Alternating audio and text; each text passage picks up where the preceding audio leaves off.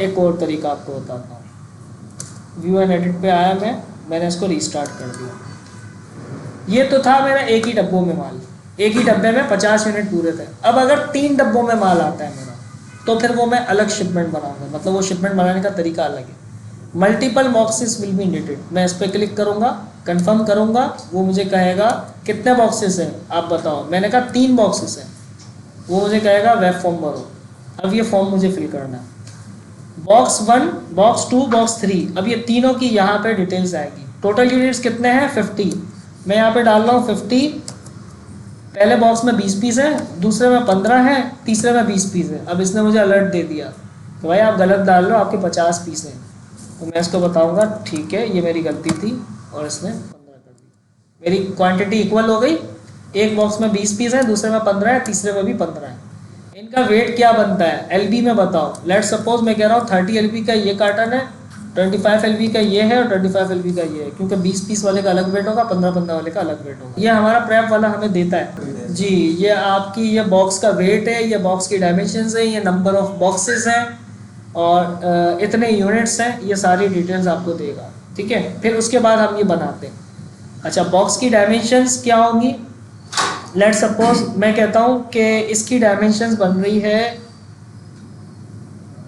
इसकी डायमेंशन बन रही है 30, 25 और 20। ठीक है, अब ये किसकी है, ये 20 वाले की है। मैं इसके आगे चेक लगाऊंगा।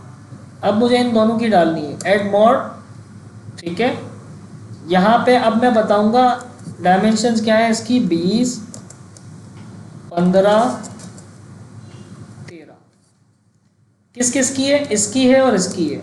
अगर इसकी भी अलग होती तो फिर मैं एक और ऐड करता और फिर मैं वहाँ ऐड करता, उसके आगे चेक लगाता। मैंने देख लिया, वेरीफाई कर लिया कि हाँ भाई ठीक है, मैंने सही डाली डिटेल, कंफर्म पैकिंग इन्फॉर्मेशन। अगर कोई एरर होगा इसने मुझे दे दिया कि ये आप गलत बना रहे हो। ठीक है, लेकिन इस वक्त मैं वाकई में गलत बना रहा हूँ क्योंकि मैं जस्ट एग्जाम्पल दे रहा हूँ। डिसमिस वार्निंग एंड कंफर्म, मैं इसको कह रहा हूँ ठीक है भाई कोई बात नहीं, मुझे जाने दो और जो भी होगा देखा जाएगा। Confirm and continue, confirm and continue किया, उसके बाद वही सेम ऑप्शन, आपके पास वेयर हाउस का एड्रेस आ जाएगा, आपको डेट सेलेक्ट करने का ऑप्शन आएगा कि आपको कब प्रेप, मतलब आप कब इन्वेंट्री रवाना कर रहे हो। आप यहाँ से इसको सेलेक्ट कर दोगे, आपके जो चार्जेस होंगे वो बता देगा। अब यहाँ पे एक और चीज़ है, आपने सेलेक्ट कर लिया, आपके $56 लग रहे हैं। ठीक है, आपके ये 2 वेयर हाउस में जाएगा माल।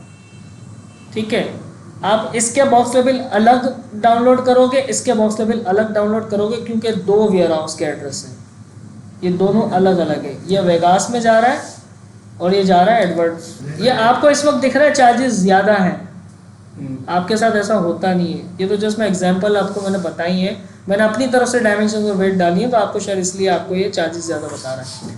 तो 2 बॉक्स आपके इस वेयर हाउस के एड्रेस पे जाएंगे, एक बॉक्स इस वेयर हाउस के एड्रेस में जाएगा।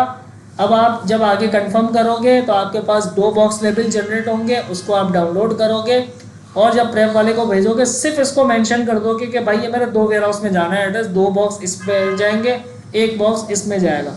वेयर हाउस वाला उसको चेक करेगा किस पे कौन से 2 बॉक्सेस उस पे जाएंगे, वो चेक करेगा, उस पर पेस्ट करेगा, कौन सा एक बॉक्स दूसरे वेयर हाउस पे जाएगा उसी पे वो पेस्ट कर देगा और फिर आपकी इन्वेंट्री को रवाना कर देगा। उसको मेंशन करना ज़रूरी है ताकि, क्यों मोस्टली ऐसा नहीं होता, बहुत कम रेयर केसेस में, बहुत कम तो नहीं लेकिन अक्सर केसेस में ऐसा होता है, तो आप एटलीस्ट उसको जब मेंशन कर दोगे तो वो गलती नहीं करेगा। तो इस तरह से हमारी ये शिपमेंट्स बनती है और इसको मैंने यहाँ से रिमूव कर दिया, अब मेरी ये कोई शिपमेंट्स नहीं बन रही।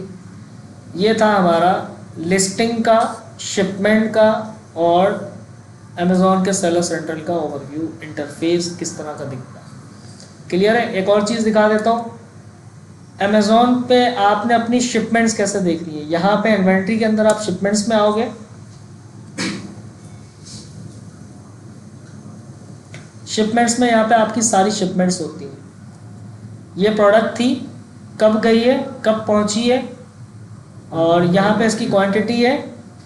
ये शिपमेंट क्लोज हो चुकी है, ट्रैक शिपमेंट पे क्लिक करोगे आपको यहाँ पे शिपमेंट्स की डिटेल बता देगा। कितने चार्जेस लगे थे FNSQ लेवल्स, सिर्फ इतने लगे थे।